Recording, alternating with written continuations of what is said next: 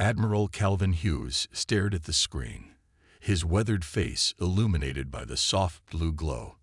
The signal patterns continued to pulse across the monitor, exactly as they had for the past 72 hours. He rubbed his tired eyes and turned to the woman beside him. "Dr. Foster, are you absolutely certain?" he asked. Dr. Allen Foster nodded, her eyes never leaving the data stream. "Yes, Admiral. These are definitely not natural radio emissions. The patterns repeat with mathematical precision. Someone is sending this message." The underground facility at Benton Mountain Observatory hummed with activity. For decades, humanity had searched the stars for signs of intelligent life. Now, on a random Tuesday in April, they had their answer. "How far?" Hughes asked. "Based on signal degradation, approximately 42 light-years. The Epsilon Eridani system," Allen replied, pushing a strand of brown hair behind her ear. "We're receiving what appears to be a data packet. My team is working on decoding it now." Major Lisa Wolf entered the room, carrying a tablet. The Air Force officer had been assigned as military liaison when the signal was first detected. "Sir, the President has been notified. She's convening the National Security Council in 1 hour. You and Dr. Foster are requested to brief them remotely." Hughes nodded grimly. "Let's hope we have something substantial to tell them by then." Within hours, scientists from around the world joined the effort to decode the alien transmission. 3 days later, Allen made the breakthrough. "It's a primer," she explained to the assembled team. "Similar to how we would establish communication with an unknown intelligence. They start with mathematical constants, then build to more complex concepts." By the end of the week, they had established basic translation parameters. By the end of the month, they could understand portions of the message. What they learned changed everything. "They call themselves the Galactic Concord," Allen explained in the secured briefing room.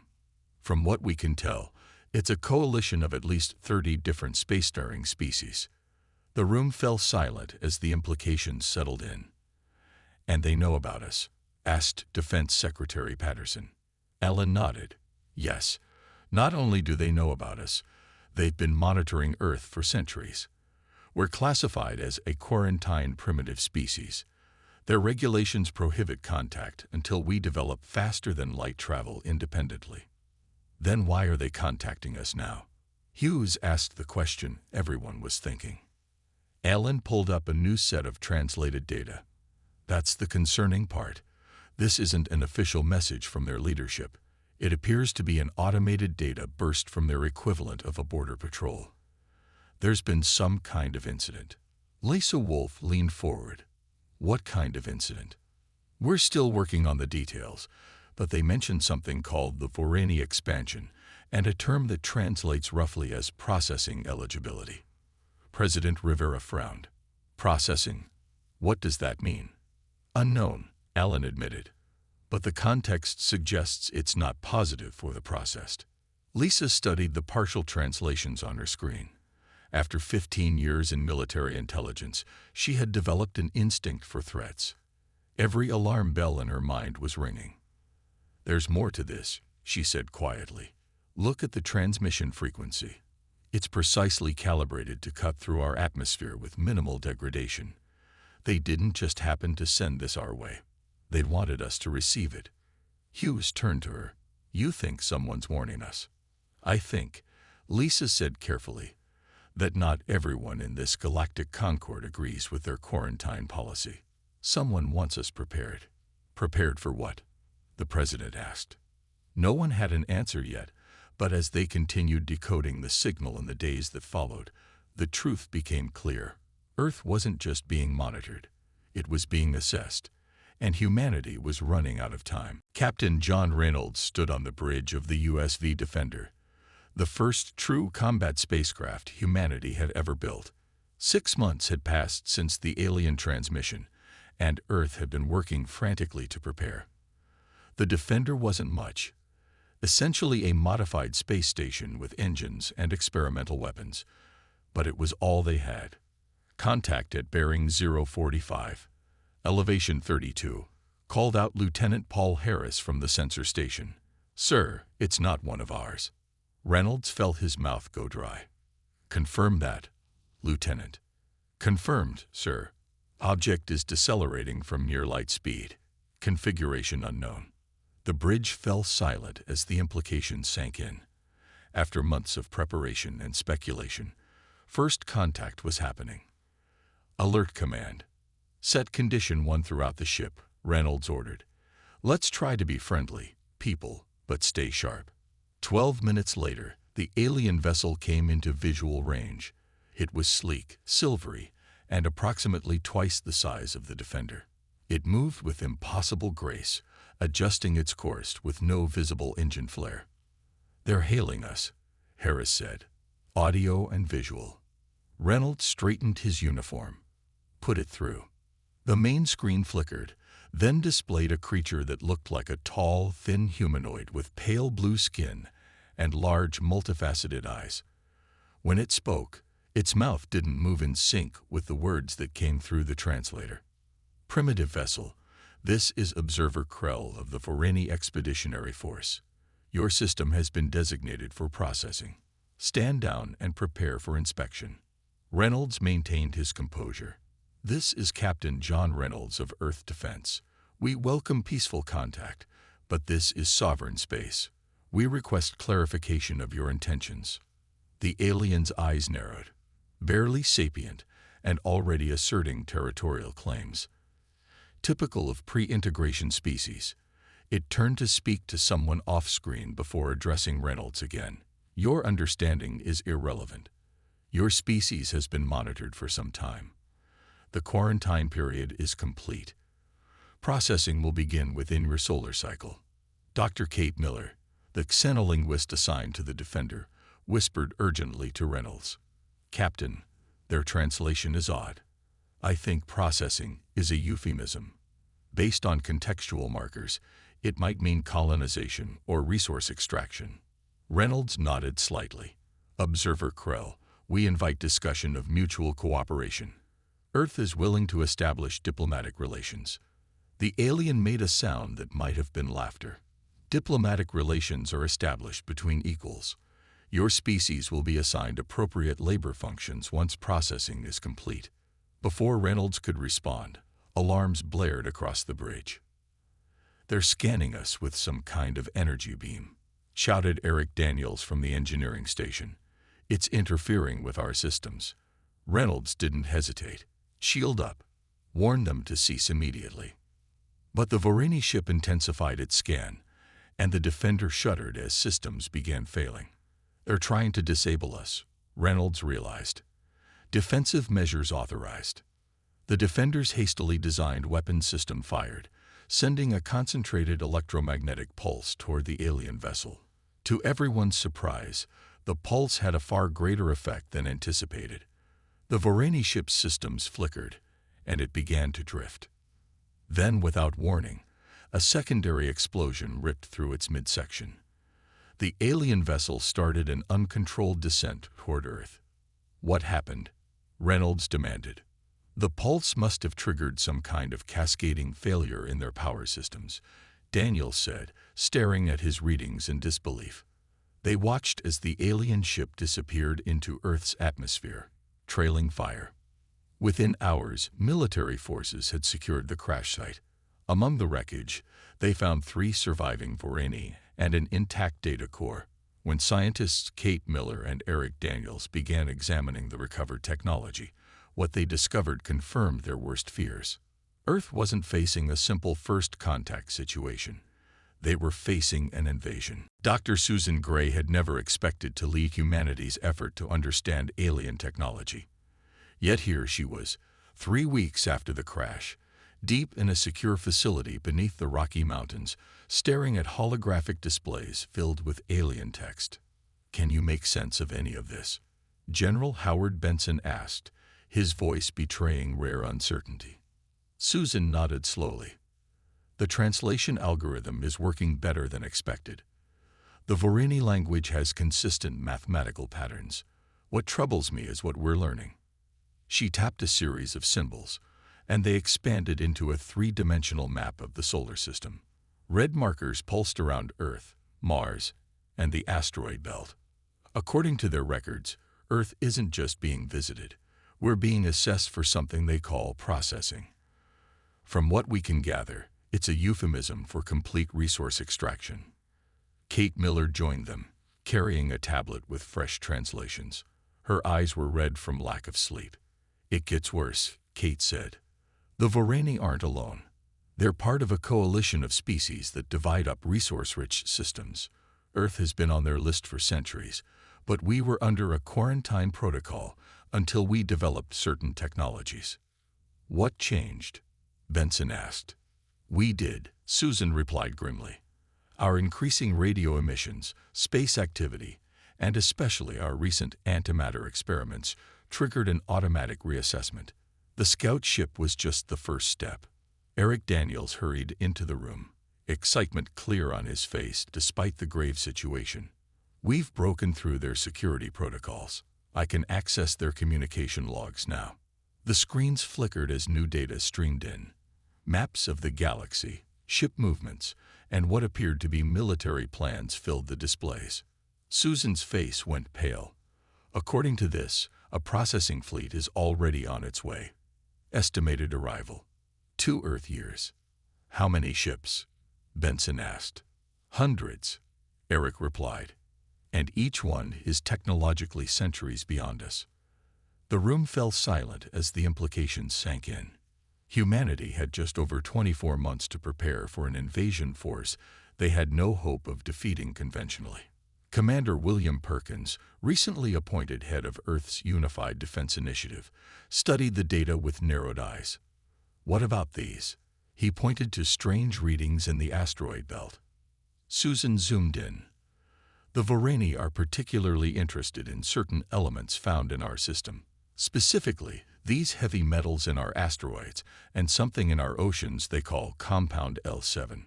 According to their data, these resources are exceptionally rare elsewhere." "Could we use that?" Perkins asked. "If these resources are so valuable to them." "Maybe as leverage," Kate suggested. "But the translator indicates their policy is to remove indigenous species that might waste valuable resources." "Remove?" Benson's voice was quiet but sharp. "Forced relocation at best," Susan said. "The documentation mentions labor reassignment for suitable populations." William Perkins stood straighter, his decision made. "Then we need to show them we're not suitable for pushing around. I want 3 initiatives started immediately. First, reverse engineer everything we can from their ship. Second, establish a diplomatic team in case reasonable negotiation is possible. Third," he paused, looking at each person in the room, "we start building our own fleet." "With what?" Benson asked. "We can't match their technology." "No," Perkins agreed, "but we don't need to match them. We just need to make the cost of processing Earth too high to be worth it." As the meeting concluded, Susan remained behind, studying the alien star charts. One particular symbol kept appearing near Earth's marker. When the translation finally processed, she felt a chill run through her body. The symbol translated roughly as exceptional case, maximum extraction priority. Earth wasn't just another target. For reasons still unclear, it was considered uniquely valuable, and humanity had 2 years to prepare for the most significant confrontation in its history. Kate Miller wiped sweat from her forehead as she stared at the alien power core. After 6 months of relentless work, she had finally understood the principles behind the Vorani's faster-than-light propulsion system. It wasn't impossible physics, just physics humans hadn't discovered yet. "Try it now," she called to Eric Daniels, who stood at a makeshift control panel. Eric nodded and activated the sequence. The core hummed, glowed blue, and then stabilized. No explosion this time. "We did it," Kate whispered, barely believing it herself. She pressed the intercom button. "Commander Perkins, we've stabilized the drive." "It works." Across the facility, Commander William Perkins received the news with a grim smile. Earth's preparation had advanced at an incredible pace, driven by the existential threat looming over humanity. Nations had set aside old conflicts, pooling resources and knowledge. "How soon until we can build our own?" he asked. 3 months for the first prototype vessel," Kate replied. "But we'll need to test extensively." "We don't have that luxury," Perkins said. "Start production immediately. I'll assign additional engineers." In another section of the complex, Ambassador Maria Rodriguez prepared for the most important mission of her life. A small ship was being readied, Earth's first attempt to reach the nearest known outpost of the Galactic Concord. "The translation software is installed," her aide informed her. "We've loaded all diplomatic protocols extracted from the Vorani database." Maria nodded, studying the alien customs they had pieced together. "Do we have any idea how they'll receive us?" "None," the aide admitted. "But the Vorani records suggest some species in the Concord might be more sympathetic to emerging civilizations." Meanwhile, at shipyards across the globe, construction had begun on Earth's defensive fleet. Using adapted alien technology, 12 vessels were taking shape, small by Vorani standards, but armed with weapons based on principles the aliens might not expect. "We can't match their numbers or experience," Perkins explained to the United Earth Defense Council. "But we have advantages they don't anticipate." He displayed schematics on the main screen. "First, our understanding of nuclear and antimatter reactions appears more advanced than theirs. Second, they have no concept of cyber warfare as we practice it. Finally, they assume we'll behave predictably, like other species they've processed before." One council member raised his hand. "What about Ambassador Rodriguez's mission? Shouldn't we wait to see if diplomacy works?" "Diplomacy is always preferable," Perkins agreed. "But we prepare for the worst while hoping for the best."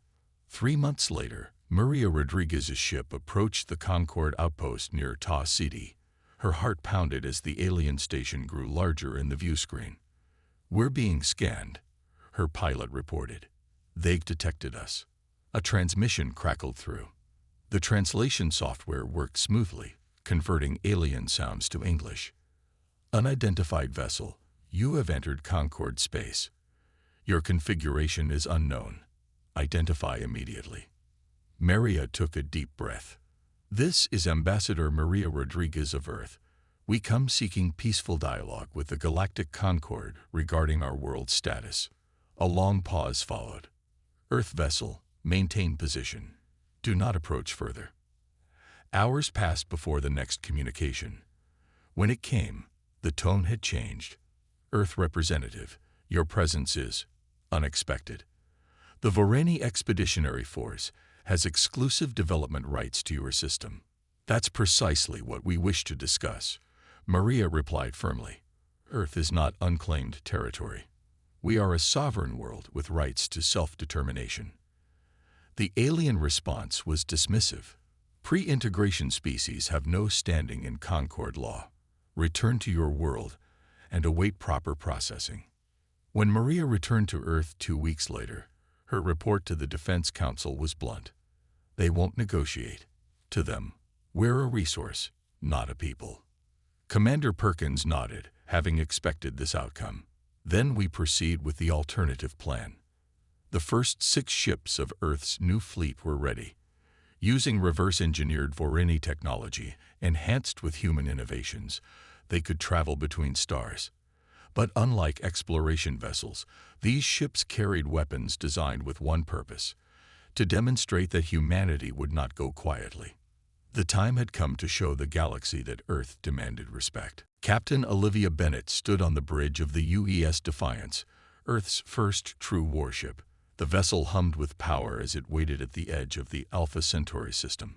Intelligence gathered from the Vorani databases had identified this region as a major trade route for the Galactic Concord. "Contact approaching," reported Lieutenant Ryan Cooper. "Configuration matches Concord trading convoy. 5 vessels, minimal weapons." Olivia nodded, feeling the weight of her responsibility. This mission would either save Earth or condemn it. "All ships, maintain position," she ordered. "Remember, we demonstrate capability, but cause no casualties if possible." The Earth fleet consisted of 3 warships and 2 smaller support vessels, insignificant compared to what the Concorde could field, but enough for their purpose. They had waited 3 days for this opportunity. "The convoy has detected us," Ryan announced. "They're adjusting course to investigate." "Perfect," Olivia said. "Open communications when they're in range." Minutes later, an alien face appeared on the main screen. The creature had 4 eyes arranged in a diamond pattern and scaled skin that shimmered with iridescent colors. "Unknown vessels, this is Trade Master Velix of the Concord Commerce Guild. Identify yourselves." Olivia stepped forward. "This is Captain Olivia Bennett of the United Earth Fleet. We request an immediate discussion regarding Earth's status within Concord territory."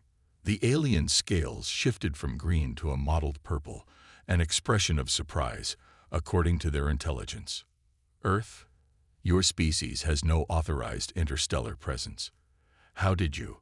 Velix trailed off, realizing the implications. "We developed these capabilities independently," Olivia stated, not mentioning the reversed engineer technology. "We are here to deliver a message to the Concord leadership. Whatever message you wish to convey can be submitted through proper channels after your world's processing," Velix replied, his tone hardening. "Return to your system immediately." Olivia shook her head. "I'm afraid that's not possible. The processing you refer to is unacceptable to our people.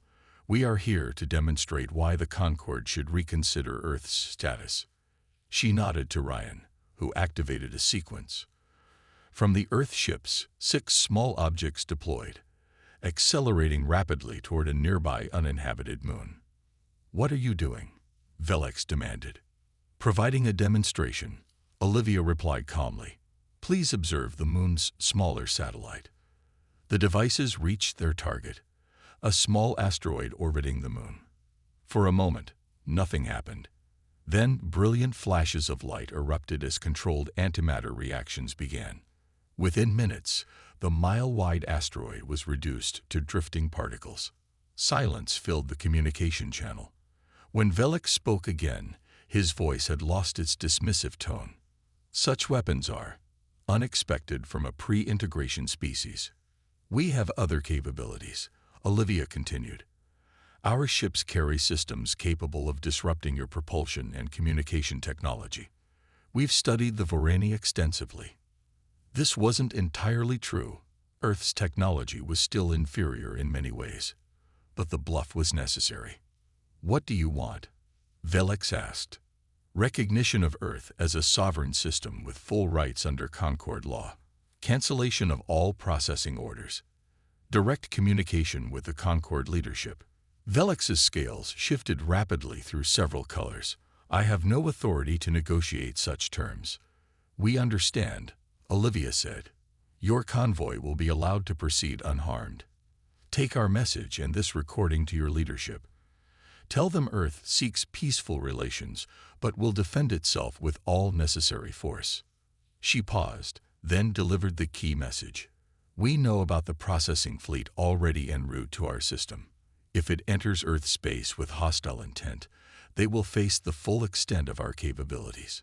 The alien convoy was permitted to leave, their systems untouched. As they disappeared into faster-than-light travel, Ryan turned to Olivia. "Do you think they'll listen?" Olivia watched the empty space where the aliens had been. "They'll listen. The question is whether they'll respect our warning or accelerate their plans." Within 3 days, long-range sensors detected multiple Concorde vessels changing course, heading directly for Earth at maximum speed. The demonstration had delivered their message. The response was now incoming. Commander William Perkins watched the holographic display as red dots appeared at the edge of the solar system. The Concorde response fleet had arrived sooner than expected, 37 ships crossing the orbital plane of Neptune. "They didn't waste any time," muttered Eric Daniels, now chief engineer of Earth's defense network. "How many?" Perkins asked. 37 vessels detected so far," replied Lisa Wolf, who had been promoted to colonel. "Configuration suggests 22 warships, 15 support craft. More than we anticipated.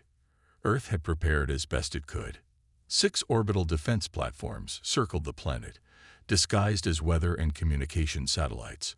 Hidden among the asteroids, 12 automated weapon platforms waited, powered down to avoid detection. The fleet, now expanded to 8 vessels, held position behind Mars. "They're hailing us," Kate Miller announced from the communication station. "Standard Concorde protocols." Perkins nodded. "Put them through." The main screen flickered to life, showing a being that resembled a humanoid lizard with cobalt blue scales and vertical pupils. "This is Fleet Commander Zarak of the Concorde Enforcement Division. Your system is under claim by authorized processing entities. Your recent actions constitute severe violations of Concorde law. Surrender your weapons and prepare for immediate integration." Perkins stood straight, facing the alien commander. "This is Commander William Perkins of Earth Defense. We recognize no claims on our system. We are a sovereign species exercising our right to self-determination." The alien made a sound like stones grinding together, possibly laughter. "Self-determination is earned through development, human. Your species still fights among itself over resources that are plentiful elsewhere in the galaxy. You are not ready." "That is our determination to make," Perkins replied firmly. "We request that your fleet withdraw beyond the orbit of Neptune. This is your only warning." Commander Zarak's eyes narrowed. "You are outnumbered and outmatched. Your demonstration at Alpha Centauri was noted, but hardly impressive.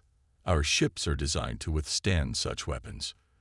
"Then you've misunderstood our capabilities," Perkins said. "We will defend our system."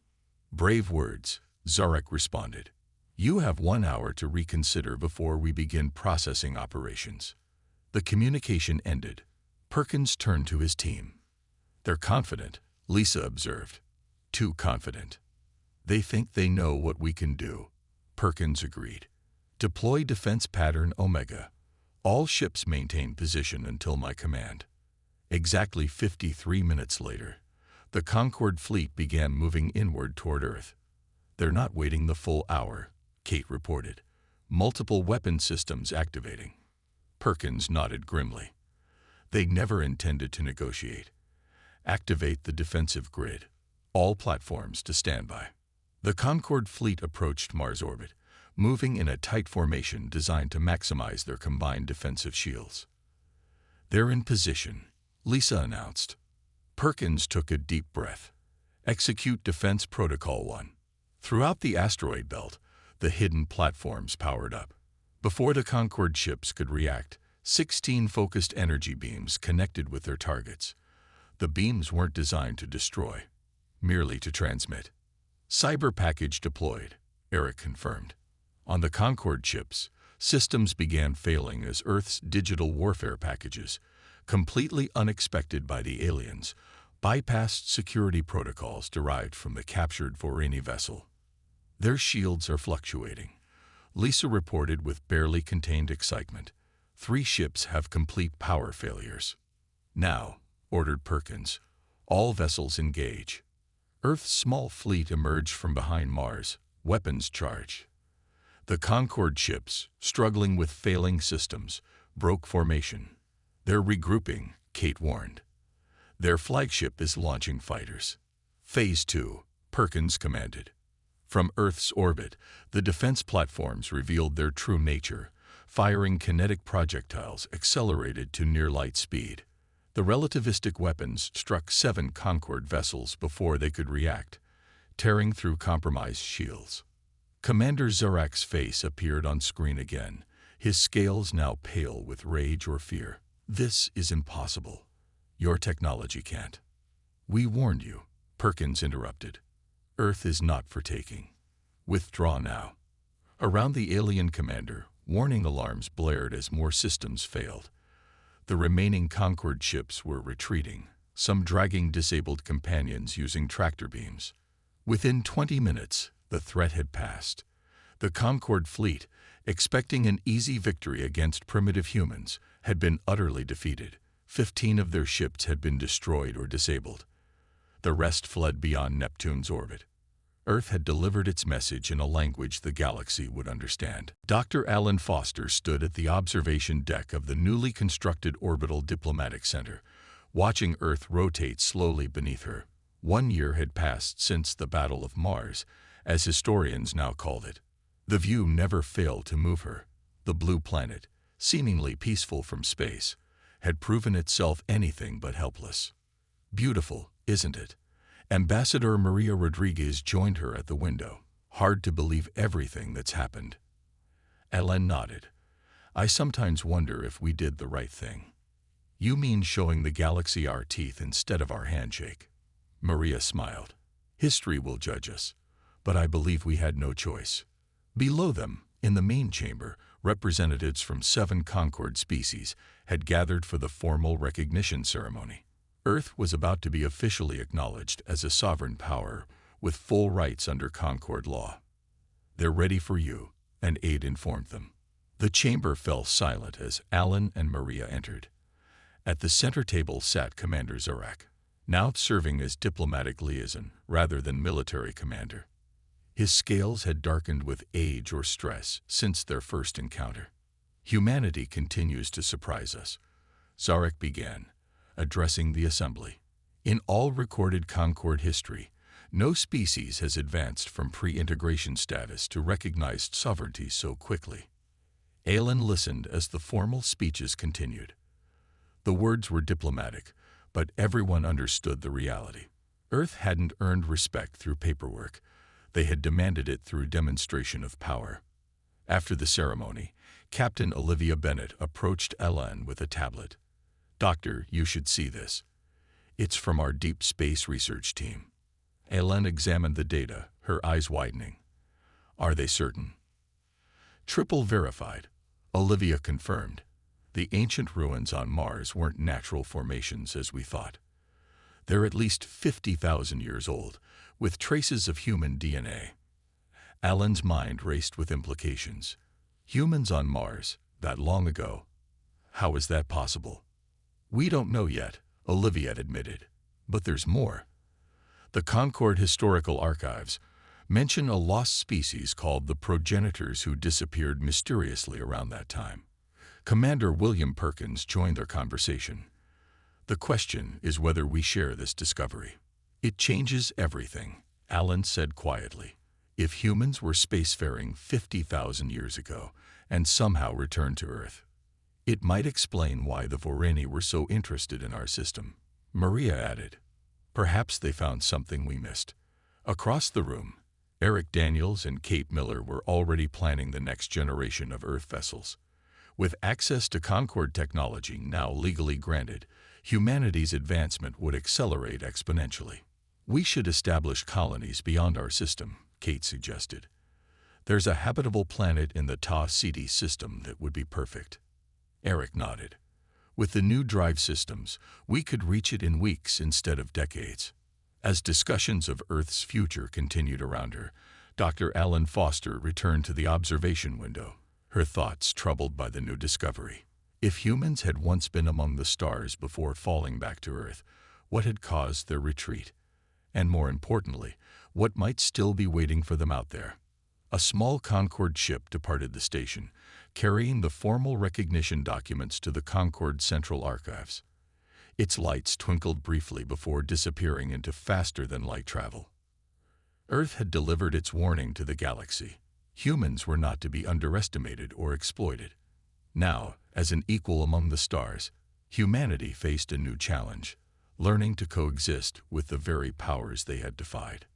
The last warning the galaxy would ever get from Earth, Alan murmured to herself, because from now on, we'll be speaking as equals. Behind her, Earth continued its eternal rotation, one world among countless others, but now recognized throughout the galaxy as a force to be respected, not harvested. And somewhere in Earth's past, a mystery waited to be uncovered. One that might reveal humanity's true place among the stars had never been that of a newcomer, but of a returning power.